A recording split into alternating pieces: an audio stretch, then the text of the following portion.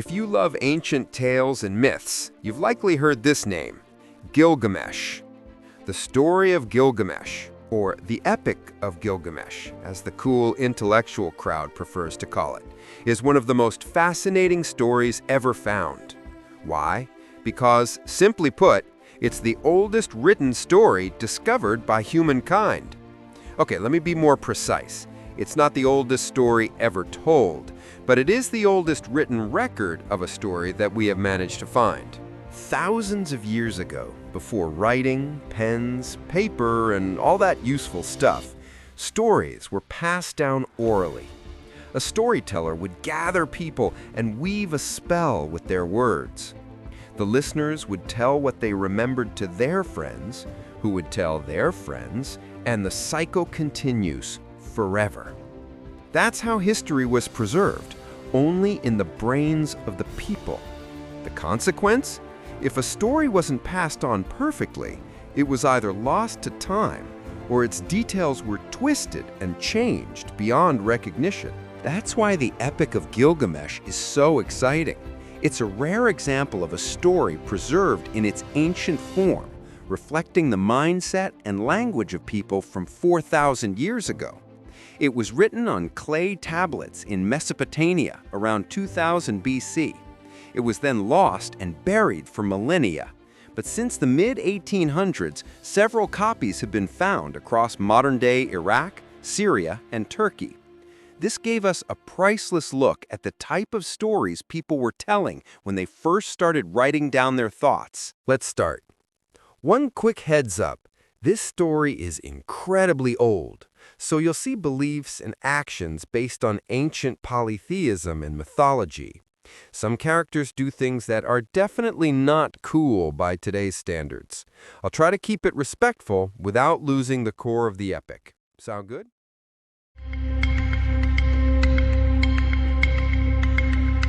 In Mesopotamia stood the magnificent city of Uruk. Uruk was huge, fortified with a grand temple, food storage, and massive walls. The story is incredibly proud of these walls, describing them as shining like copper. It practically dares the reader, come walk around, check out the walls yourself. See the quality? You won't find walls like this anywhere else in the world. This shows you the ancient mindset. Building a strong, walled city was humanity's greatest achievement back then. Uruk was ruled by Gilgamesh. He was a colossal, handsome, wise, and incredibly strong fighter. The story says his father was human, but his mother was a goddess. The people loved giving their rulers a divine edge. But here's the problem. Gilgamesh was a terrible, cruel, and oppressive king. Not a single house in Uruk was safe from his tyranny. One of the weirdest complaints the people had? Gilgamesh owned a set of drums, and he was always beating them, waking everyone up for no apparent reason. The people hated his annoying drums as much as they hated his oppression. Finally, the people complained to the gods. The gods gathered and said, "Okay, we have to deal with this guy." What was their solution? Send a plague? Earthquake? No. The gods decided to create a second man, equal in strength to Gilgamesh. The two of them would fight each other forever, distracting Gilgamesh so he wouldn't have time to oppress the people or beat his annoying drums. Smart, right? Indeed, one of the goddesses threw clay into the wilderness, and it transformed into a gigantic man with long, thick hair. His name was Enkidu. Enkidu was wild, his nature more like an animal, a total Tarzan or Mowgli. He befriended all the wild beasts, eating grass with the gazelles and drinking directly from the rivers. One day, a hunter saw Enkidu and was terrified. The hunter tried to set his traps, but Enkidu, being friends with the animals, went and smashed them all. The hunter panicked. He couldn't hunt, and he was too scared to confront the monster. He ran to Gilgamesh and told him about the savage man ruining his livelihood. Gilgamesh replied, "Don't worry, I have the solution. I am the wisest man alive. What was Gilgamesh's brilliant plan? Send guards? An army? No. Gilgamesh's solution was to send a beautiful woman. The wild man would be enchanted by her, and the animals would see him with her and say, "Nope, he's not one of us anymore. Problem solved." I know. Anyway, Gilgamesh sent the woman with the hunter to find Enkidu. When they found the wild man, exactly what Gilgamesh predicted happened. From that day on, the animals avoided Enkidu. Enkidu was heartbroken. The woman told him, "Enkidu, you are huge and strong like a mountain. Why waste yourself out here? Come with me to Uruk. You will meet Gilgamesh, the only man whose beauty and strength matches yours." Enkidu agreed. On the road to Uruk, they met some shepherds who generously offered them food and drink. At first, Enkidu couldn't eat it. He was used to eating grass, but he tasted it, and slowly he adapted. He stayed with the woman and the shepherds, learning how to be a civilized man. He learned to wear clothes, clean himself, and even guard the flocks from wolves and lions. One day, a man came running into their camp, looking distraught. He started ranting about Gilgamesh's tyranny, his assault on the people's property, and of course his stupid drums that wouldn't shut up. Enkidu got furious. "I will save you from this tyrant." He left the shepherds and marched straight for the city. That night, Gilgamesh was walking the streets when he spotted a massive figure, something he'd never seen. The man's eyes were blazing. The man roared, "Gilgamesh?" Gilgamesh retorted, "Yes, do you dare challenge me? I am Gilgamesh the Great." Enkidu spat back, "I can't stomp your stomach until I get closer." Gilgamesh laughed, then approached like the dead. The two started fighting in a long, brutal battle, but Gilgamesh won in the end. Then something strange happened. Both men were so impressed by the other's strength that they decided to become friends. Seriously, that's what the story says. They went from trying to kill each other to best buddies after an epic brawl. Maybe the strong just respect the strong.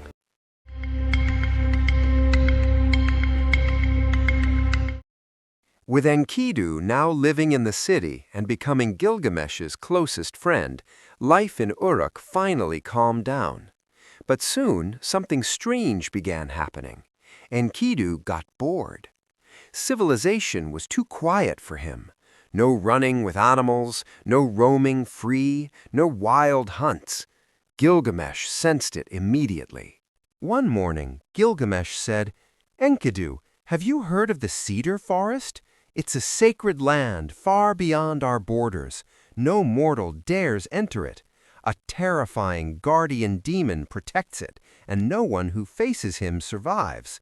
So, how about we go there?" Why? 2 reasons. 1. Gilgamesh wanted adventure. 2. Gilgamesh loved showing off. Enkidu's eyes widened. "You mean Humbaba? I knew him when I lived in the wild. He breathes fire, roars like a storm, and shakes the earth when he walks. You want to go there?" Gilgamesh simply smirked. Yes. Their argument went just like 2 kids fighting over a challenge. "Let's go!" "No!" "Let's go!" "No!" "Let's go!" "Fine, just stop asking." And so the 2 heroes packed their weapons and left Uruk. Their journey was long and dangerous. At night, they slept on mountains, and Gilgamesh kept having strange dreams, dreams of falling mountains and heavenly light rescuing them. Enkidu interpreted every dream, reassuring Gilgamesh and giving him courage. Finally, they reached the cedar forest. The air was thick and heavy. The trees were massive, towering, ancient, and sacred. When the heroes chopped down the first tree, the earth let out a massive roar. Then they heard it, a scream so loud that it felt like the sky cracked. A voice bellowed, "Who dares trespass in my forest?" Baba appeared, bigger, louder, and more terrifying than Enkidu had described. His breath was fire, and his face twisted like a storm cloud. The heroes froze. Humbaba charged, but before he reached them, the sun god sent a blast of divine power that paralyzed the monster. Humbaba begged for mercy. He swore loyalty. He promised to serve Gilgamesh forever. Gilgamesh hesitated, but Enkidu shouted, "Do not fall for his lies. Kill him now." And so the two defeated the guardian of the cedar forest. They returned to Uruk victorious. The celebrations were loud and joyful, too loud, and someone was watching from the heavens. Ishtar, the goddess of love, saw Gilgamesh and fell in love instantly. She said, "Gilgamesh, marry me. I will give you kingdoms, treasures, and make all rulers bow before you." But Ishtar had a very bad history with lovers. Every man who married her ended up miserable or dead. Gilgamesh knew her reputation and said, "No thanks, I'm not interested." Ishtar exploded in anger. She stormed to her father, the high god, screaming, "Punish Gilgamesh! He insulted me!" Her father refused, so she threatened, "If you don't punish him, I will unleash the dead from the underworld, and they will devour the living." With no choice, her father gave her the bull of heaven, a massive heavenly creature that brings droughts and earthquakes. The bull descended on Uruk, destroying everything in its path. But Gilgamesh and Enkidu stood together, fought it, and finally defeated it. Enkidu even mocked Ishtar by throwing part of the bull's carcass at her. This humiliation crossed a divine line. The gods gathered again. They said, "Yes, Gilgamesh is a problem, but killing Humbaba, killing the bull of heaven, and cutting the sacred cedars, that is too much." This time they demanded a punishment. The storm god Enlil said coldly, "Gilgamesh will live, Enkidu will die." Even the other gods protested, saying Gilgamesh was the one who caused everything. But Enlil silenced them. A deadly sickness was sent upon Enkidu. At first mild, then worse, then unbearable. For days he suffered in agony. The unstoppable warrior who once ran with lions lay powerless in bed. And eventually, Enkidu died. Gilgamesh broke. He tore his clothes, covered himself with dirt, and cried beside his friend's body until it decayed, until worms crawled from it. The tyrant king who once feared nothing was now terrified of the same fate. This moment changed everything. Gilgamesh decided to abandon his throne, his wealth, and his city. He left Uruk dressed only in animal skins and began the greatest journey of his life, the quest to find immortality.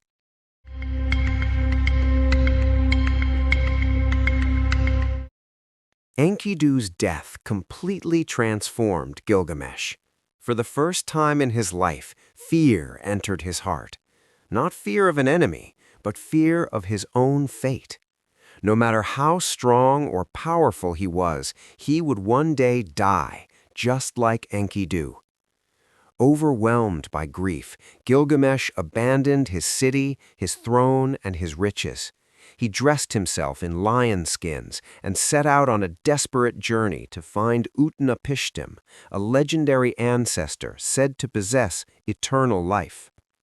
Gilgamesh wanted the answer to one question only: how can a man escape death? Along the way, he faced countless dangers. He fought wild lions, crossed vast deserts, and encountered terrifying scorpion men who guarded the path to the unknown. He passed through a tunnel of complete darkness where no light existed and emerged into a strange garden where trees bore jewels instead of fruit. Eventually, Gilgamesh met a boatman who agreed to help him cross deadly waters, waters so dangerous that a single touch meant instant death. Together, they sailed until they reached the distant land where Utnapishtim lived. When Gilgamesh finally stood before him, he asked directly, "How did you gain immortality?" Utnapishtim answered by telling an ancient story. Long ago, the gods decided to destroy humanity with a great flood. But one god, Ea, secretly warned Utnapishtim of the coming disaster. He instructed him to build a massive boat and fill it with his family, craftsmen, wealth, and animals, both wild and domestic. A terrible storm followed. Rain poured endlessly, winds howled, and the world was swallowed by water. Even the gods themselves were frightened by the destruction they had unleashed. After many days, the storm finally ended, and the boat came to rest on a mountain. When the waters receded, Utnapishtim offered sacrifices to the gods.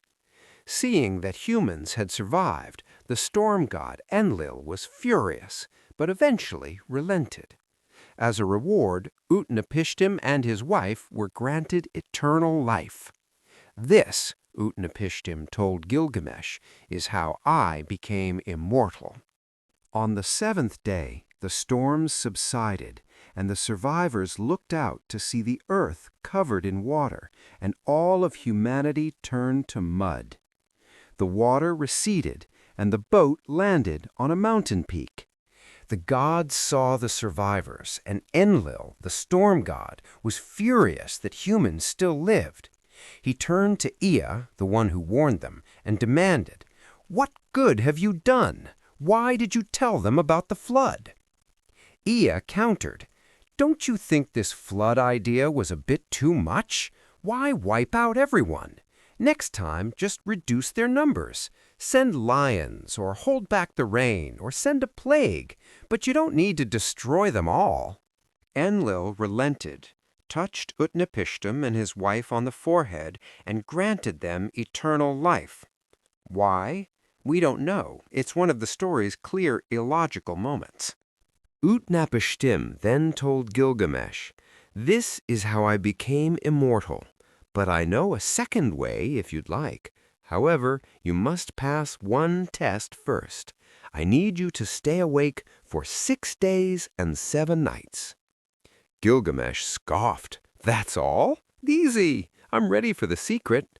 But he failed immediately.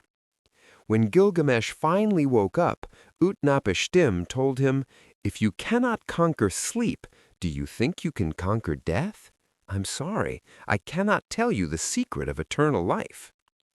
Gilgamesh was heartbroken and decided to return home. But Utnapishtim's wife told her husband, "The man traveled so far to reach us. At least tell him the secret." Utnapishtim took Gilgamesh aside and said, "Listen, deep beneath these waters there is a flower-like plant full of thorns. If an old man eats it, he will be renewed and live longer." Gilgamesh was overjoyed. He finally found a way to extend his life. He tied stones to his feet, dove into the waters, and found the magical plant. He climbed back into his boat, vowing to share the plant with his city and eat it himself when he grew old. On his way back to Uruk, he found a pond with cool water. He decided to wash and rest after the long journey. While he was relaxing, a snake crept up, found the plant, and ate it. In doing so, the snake shed its skin, becoming young again. Gilgamesh completely broke down. He had nothing left. He just wanted to get home. He sailed back to Uruk with the sailor, defeated. His quest had failed, and he was still destined to die like all other mortals.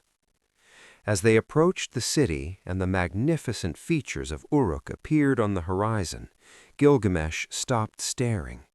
The bitter disappointment he felt began to change into a sense of pride. He turned to the sailor and said, "Come walk around the city and look at it with your own eyes.